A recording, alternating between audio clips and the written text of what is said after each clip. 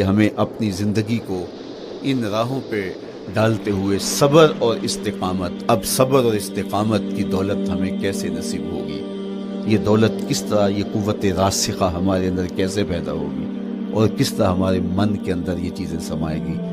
اللہ تعالیٰ کی خشیت، اس پر توکل، اس پر بھروسہ، اور اللہ تعالیٰ جل شانہ کی طرف سے ہر کام کے ہونے کا یقین ہمارے اندر یہ استقامت اور یہ حوصلہ پیدا کرتی ہے یہ چیز۔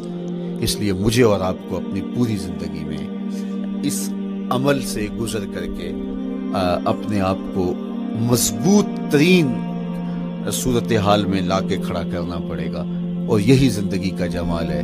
تو اب پھر دیکھیے قرآن کیا کہہ رہا ہے، لا اقسم بہذا البلد وانت حل بہذا البلد ووالد وما ولد، 3 قسمیں کی۔ اس کے بعد ارشاد فرمایا لقد خلقنا الانسان فی کبد، ہم نے انسان کو مشکلوں میں، مصائب میں، آلام میں رہتا ہوا پیدا کیا۔ کہتے ہیں جب حضرت انسان کی تخلیق ہوئی تو اس کا خمیر جب گویا جا رہا تھا تو اس کے اوپر 39 دن تک آزمائشوں کی، دکھوں کی، تکلیفوں کی بارش ہوئی، اور 1 دن خوشیوں اور مسرتوں کا بھی برسا۔ تو انسان کی زندگی کے اندر حالات سے ٹکرانا اور دکھوں کو سہنا اور دکھوں سے مقابلہ کرنا، یہ سیکھنا پڑے گا، اور جب انسان اس کو عملی طور پر سیکھ جائے گا تو پھر زندگی کا جمال اور زندگی کا حسن نصیب ہوگا۔ دوسری بات، ہمیں اپنی زندگی میں 7 چیزوں کو اپنا اصول بنا لینا چاہیے، اور یہ 7 چیزیں وہ ہیں جو ہماری زندگی کو ایک خوبصورت سانچے میں ڈھال کر کے ہمیں ایک پاکیزہ اور ستھرا انسان بنا دیتی ہے۔ پہلی چیز، التمسک بکتاب اللہ، اللہ کی کتاب سے جڑ جانا، وابستہ ہو جانا۔ جب ہم کتاب اللہ سے وابستہ ہو جائیں تو پھر ہمارے باطن کی اور نفس کی تربیت ہوتی ہے، اور پھر ہم وہ مطلوب انسان بنتے ہیں جو ہمارا رب ہم سے تقاضا کرتا ہے۔ تو اس لیے ہمیں اپنی زندگی میں اس چیز کو لازم کر لینا چاہیے کہ ہمارا کوئی بھی دن قرآن مجید کی تلاوت کے بغیر نہ گزرے۔ اپنے دن کا آغاز قرآن مجید کی تلاوت سے کیجیے۔ سورہ یاسین سے جو اپنے دن کا آغاز کرتا ہے، سارا دن اللہ کی امان میں رہتا ہے، اس کی حفاظت میں رہتا ہے۔ اور اپنی شب کا آغاز سونے سے پہلے سورہ الملک کی تلاوت کریں، آپ ساری شب اللہ کی امان میں، اس کی حفاظت میں رہیں گے۔ اور قرآن مجید کو سمجھ کر اس کے مفاہیم و مطالب کے ساتھ 1 رکوع کم از کم پوری زندگی، اپنی زندگی کے نصاب میں آپ کتنا وقت مختلف امور کے لیے سر انجام دیتے ہیں۔ یہ کتاب انسانی ہدایت کے لیے، انسانی تربیت کے لیے، اس سے کوئی اور بہتر اور مؤثر جو ہے وہ نصاب نہیں ہو سکتا ہے۔ انسان سازی کا بہترین ذریعہ ہے یہ کتاب، اور اس کتاب کے ذریعے سے جو ہے وہ انسان پستیوں سے اٹھ کے بلندیوں تک جا پہنچتا ہے۔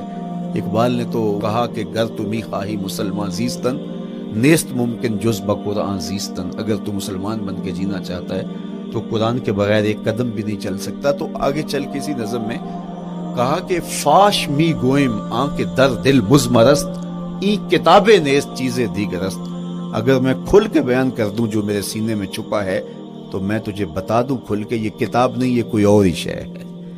کن لوگوں کو کہاں سے اٹھایا اور یہ کتاب کہاں تک لے گئی، جو باہمی جنگ و جدل میں الجھے ہوئے تھے اور حرف شناس بھی نہیں تھے، جو سواد آشنا بھی نہیں تھے، پھر انہوں نے جو ہے وہ روما کی سلطنت بھی الٹ کے رکھ دی۔ یہ کرشمہ تھا اس کتاب کا جس نے زندگی کا جمال ان کی روحوں کے اندر پیدا کر دیا۔ تو میں اور آپ اپنی زندگی میں قرآن مجید سے کبھی بھی دور نہ ہوں، روزانہ کی بنیاد پہ آپ تلاوت کلام مجید اپنی زندگی میں شامل رکھیں۔ انشاءاللہ اس کے اجالے دنیا میں اور آخرت میں آپ اپنی آنکھوں سے مشاہدہ کریں گے۔ حضرت امام احمد بن حنبل فرماتے ہیں، میں نے رب سے کہا کہ مجھے اپنا قرب عطا کر، آواز آئی میرا قرب چاہتے ہو تو قرآن پڑھا کر۔ یہ رب کی قربت کی بھی ضمانت ہے اور ضبط نفس اور باطن کی تربیت کا بھی ذریعہ ہے۔ اچھا، دوسری بات، والاقتداء بسنت رسول اللہ صلی اللہ علیہ وآلہ وسلم، ہمارے لیے بہترین نمونہ ہمارے حضور علیہ الصلوۃ والسلام کی زندگی ہے، حضور کے دیا ہوا نظام حیات ہے جس پر حضور نے خود عمل کر کے دکھایا۔ میرا عشق رسول، میری محبت رسول اس بات کا تقاضا کرتی ہے کہ میں ان کے طریقہ حیات کے مطابق اپنی زندگی گزاروں۔ اسلام دعوے کی بات نہیں کرتا، دلیل ہم سے مانگتا ہے۔ آج میں کہتا ہوں میں عاشق رسول ہوں، اور اتنا بڑا عاشق رسول ہوں کہ میرے جیسا زمانے میں دوسرا کوئی نہیں۔ میرے جذبات ایسے دکھائی دیتے ہیں، آسمان کو چیر دوں گا اور زمین کو پھاڑ دوں گا، لیکن ہمسایوں کے ساتھ میرا سلوک بتاتا ہے کہ میں عاشق رسول نہیں ہوں۔ دوستوں کے ساتھ میرا رویہ بتاتا ہے کہ میں عاشق رسول نہیں ہوں۔ میں کسی سے وعدہ کرتا ہوں اور پھر اس پہ پورا نہیں اتر پاتا، تو صاحب پھر آپ عاشق رسول نہیں ہیں، آپ کچھ اور ہیں۔ عشق رسول تو یہ ہے کہ میرے محبوب علیہ السلام نے کسی سے عہد کیا ہے کہ تمہارے آنے تک میں یہاں کھڑا ہوں، اور وہ جا کے بھول جاتا ہے، اور میرے حضور 3 دن وہاں منتظر رہتے۔ وہ اچانک گزرا اور دیکھا تو حضور علیہ السلام کھڑے ہیں، تو خود پریشان ہوا، صرف اتنی بات اسے کہی، صاحب تو نے مجھے مشکل میں ڈال دیا، تو نے مجھے مشقت میں ڈال دیا۔ عہد کیا ہے تو پھر اس کی پاسداری نبھا کے دکھائی۔ اللہ اکبر! میں اگر حضور سے محبت کرنے والا ہوں تو میرا رویہ بتائے کہ میں عاشق رسول ہوں۔ میری زبان پہ جھوٹ نہیں بول سکتی۔ آپ سے پوچھا گیا کہ مومن بزدلی کر سکتا ہے؟ کہا نہیں، بہادر ہوتا ہے، لیکن ہو سکتا ہے کبھی اس سے بزدلی سرزد بھی ہو جائے۔ پھر پوچھا گیا کہ مومن بخیل ہو سکتا ہے؟ کہا نہیں، سخی ہوتا ہے، لیکن ہو سکتا ہے کبھی اس سے بخل بھی سرزد ہو جائے۔ پھر تیسرا سوال حضور سے کیا گیا، مومن جھوٹا ہو سکتا ہے؟ فرمایا جھوٹا نہیں ہو سکتا، یہ پکی بات ہے کہ مومن جھوٹ نہیں بول سکتا۔ میں اور آپ اپنے رویوں میں دیکھیں کہ ہم کھڑے کہاں ہیں۔ آج ہم ان جگہوں پہ بھی جھوٹ بولتے ہیں جہاں جھوٹ بولنا ہماری مجبوری بھی نہیں ہوتی، چونکہ یہ ہماری فطرت ثانیہ اور عادت بن چکا ہے، اور ہم اس کو برا ہی نہیں سمجھتے۔ جبکہ جھوٹ جب کوئی شخص بولتا ہے، حدیث پاک میں آتا ہے اس کے منہ سے بدبو نکلتی ہے، رحمت کے فرشتے 1 میل دور ہٹ جاتے ہیں اس سے۔ اور سویر سے شام تک جب ہمارے معمولات یہ ہوں تو پھر ہم کہاں کھڑے ہیں اور رحمت کے فرشتے کہاں کھڑے ہیں؟ تو حضور علیہ السلام کی سنت کا اتباع حضور کی محبت کی دلیل ہوگی۔ امام قرطبی نے لکھا ہے، اللہ کی محبت کا کوئی دعویٰ کرے تو کیا دلیل ہوگی کہ یہ واقعی محب الہی ہے؟ تو کہا اللہ سے محبت کا دعویٰ کرنے والے کے لیے دلیل یہ ہے کہ وہ قرآن سے پیار کرے۔ قرآن سے پیار اور قرآن سے محبت کی دلیل یہ ہے کہ حضور کا پیار سینے میں رکھے۔ حضور سے محبت کی دلیل یہ ہے کہ سنت رسول سے پیار کرنے والا ہو، اور سنت رسول سے پیار کرنے کی دلیل یہ ہے کہ بدعات سے اجتناب کرنے والا ہو۔ ہر وہ طریقہ جو میرے حضور نے نہیں دیا اس کو اختیار نہ کرے، اس طریقے کو اختیار کرے جو حضور علیہ السلام کا عطا کرتا ہے۔ تیسری بات، اکل الحلال۔ یہ وہ بنیادی اصول ہیں جو ہماری زندگیوں میں اتر جانے چاہیے، اور ہم ایک صالح اور خوبصورت انسان بن کے اس معاشرے کا حصہ بن سکتے ہیں۔ عقل حلال زندگی میں شامل ہو تو زندگی کو جمال نصیب ہوتا ہے، اور باطن اور ظاہر کو طمانینت نصیب ہوتی ہے۔ اگر رزق پاک نہیں ہے تو آپ کعبے بھی جائیں تو وہاں بھی آپ محروم پلٹیں گے۔ میرے حضور علیہ السلام نے فرمایا، ایک بندہ لمبا سفر کر کے گیا، اشعث اغبر کے لفظ ہیں، اس کے بال بکھرے ہوئے ہیں، سفر کی گرد پڑی ہوئی ہے، اور لباس بھی پھٹا ہوا ہے، شکستہ حالت، پراگندہ صورت، اور کھڑا ہے کعبۃ اللہ کے سامنے، یمد یدیہ، دونوں ہاتھ لمبے کر کر کے دعا مانگ رہا ہے، اور کیا کہتا ہے؟ اے اللہ، ومطعمہ حرام ومشربہ حرام وملبسہ حرام وغذی بالحرام۔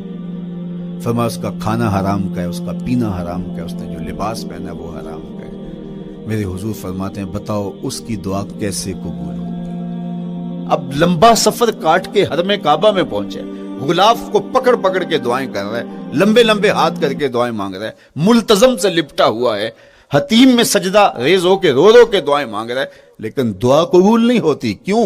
اس لیے کہ اس کے پیٹ میں لقمہ حرام کا ہے، اس کے بدن پہ لباس حرام کا ہے۔ تو اسلام نے جتنا زور حلال کمانے، حلال کھانے اور حلال اختیار کرنے پر دیا ہے، تو ایک مومن اگر اسلام کے مبادیات سے بھی آگاہ ہو تو اس کی تو زندگی کے اندر جو ہے وہ حرام گھس ہی نہیں سکتا ہے، بلکہ وہ مشکوک سے بھی اجتناب کرے۔ چوتھی چیز، کف الاذی۔ اپنے آپ کو ایسا بناؤ کہ تمہارے وجود سے کسی کو ضرر اور تکلیف نہ پہنچے۔ ہمارا اسلام تو ہمیں یہ بتاتا ہے کہ تم پیاز یا لہسن کھا کے مسجد میں نہ جاؤ، کہ تمہارے منہ سے جو سمیل آتی ہے اس سے کسی کو تکلیف نہ پہنچے.